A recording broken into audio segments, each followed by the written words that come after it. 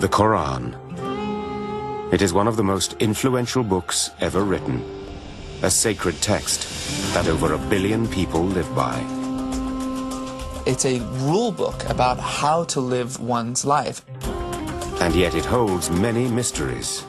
It has the ability to provoke many meanings. You have clearly texts in which God talks about peace and mercy, etc.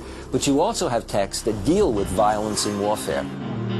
From the Quran's mystical origins in the Arabian desert. He heard this voice, and the voice said, recite. To its dire warnings of justice and retribution. The Quran is not shy about explaining the explicit punishments that people will suffer in hellfire.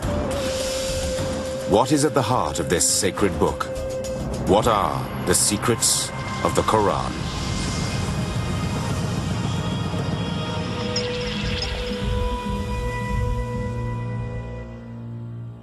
أعوذ بالله من الشيطان الرجيم بسم الله الرحمن الرحيم. Listen to some of the most powerful words ever written. الحمد لله رب العالمين.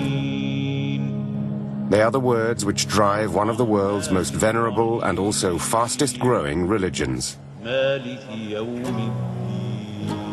Echoed over 1400 years by billions of voices.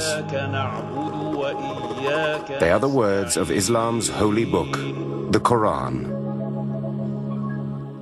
Muslims believe that the Quran is something that was revealed by God directly to the Prophet of Islam.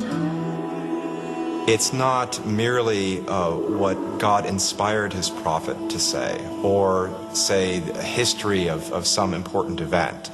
It is actually God's own message to the world. Quran translates from Arabic as the recitation. The words are intended to be spoken aloud. In doing so, Muslims believe they communicate directly with God. The Quran, in preserving God's speech, becomes essentially a part of God. And as such, the text itself, the physical words, the pages, and the book itself has this intrinsic sanctity, this intrinsic holiness to it. Leafing through the text, one can instantly see similarities between the Quran and Jewish and Christian scripture. Each speaks of one eternal and omnipotent deity, and they each tell some of the same stories. But the Quran is also a book immersed in mystery. Its verses, considered to be some of the most beautiful Arabic ever written, are a labyrinth of language, more poetry than prose. And its layout defies easy understanding. Unlike the Bible, the Quran doesn't follow a chronological narrative. Its 114 chapters, or surahs, are organized mostly according to length, with the longest at the beginning and the shortest at the end. There's this almost what we would describe in modern times as a kind of stream of consciousness style to it. There's a kind of mysteriousness. The curious reader in reading the text just is left wondering. It doesn't tell, for example, the history of Muhammad.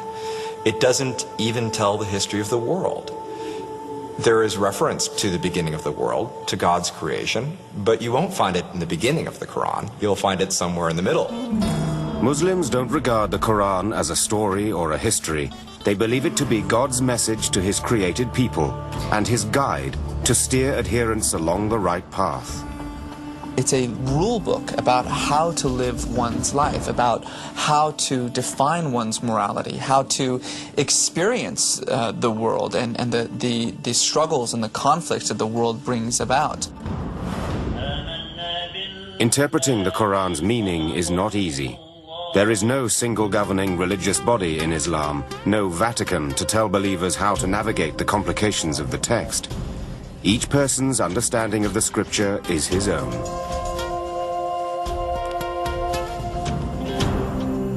As a Muslim, you have to believe what the Quran says. Now, of course, the interpretation of what the Quran says could be different depending on who you listen to. So what does the Quran really say? And what does it really mean? The infallible words of Allah that Muslims obey today were revealed at a specific point in history to a real person in an identified place. The traditional Muslim account of the Quran begins 1400 years ago on a barren stretch of the Arabian Peninsula. This remote land was the home of Bedouin desert nomads and also the base of some tribal settlements. It was an era that Muslims now refer to as Jahiliyyah, the age of ignorance. We might refer to Arabia as a backwater of civilization, compared to the great empires of Byzantium on the one side and the Sassanid Persian Empire on the other side. In the middle of the desert, surrounded by mountains on all sides, was the town of Mecca, the social, economic, and religious center of Arabia. Mecca was the gathering place for many coexisting strands of religious thought. Some Arabs at the time had adopted the monotheistic beliefs of Judaism and Christianity, and the stories and doctrines of those faiths were well known throughout Arabia. Pre-Islamic Mecca was a city that was teeming with Jews and with Christians. So there was this stew of various Christian thoughts and various Jewish thoughts. However, the religious landscape of 6th century Arabia was dominated by a pantheon of gods and goddesses. Every year, pilgrims flocked to Mecca to pray at the Kaaba, a shrine that had evolved into the sacred center of worship for their myriad deities and idols.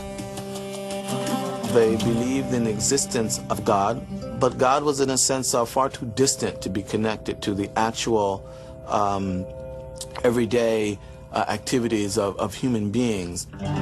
So these idols would be the intermediaries between them and God. By the mid-6th century, 360 idols were housed in the Kaaba. The annual pilgrimage to the shrine bestowed huge economic benefits on the Quraysh, the tribe that controlled the sacred site. And all of these guys who are coming through, they have to make some offering. They have to pay some kind of a tax. So it's a very lucrative business. The Quraysh had amassed a great concentration of wealth.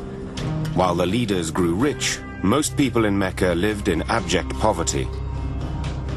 There was a major problem with regard to issues of economic maldistribution of wealth or economic injustice, issues with regard to the rights of orphans, of women, of the poor. Slavery was common in Mecca at that time, as it was in many parts of the world. Baby girls, considered of little value in a nomadic community, were sometimes buried at birth. This city was the world into which a child called Muhammad ibn Abdullah was born in the year 570 AD. He was of modest background, but would grow up to become the prophet of one of the world's 3 great religions of the book. In Islam, it is considered blasphemous to show any visual representation of Muhammad, so we have no means to describe him as a man. Little is known of the prophet's early life, and the accounts that exist were written over a century after his death. They relate that Muhammad's mother, Amina, died when he was little and he was cared for by his grandfather. As an orphan in this kind of society which was so highly stratified, he was part of the have-nots. He was part of the group that didn't belong to this landed aristocracy that controlled almost every aspect of the political and social and economic organization of the city.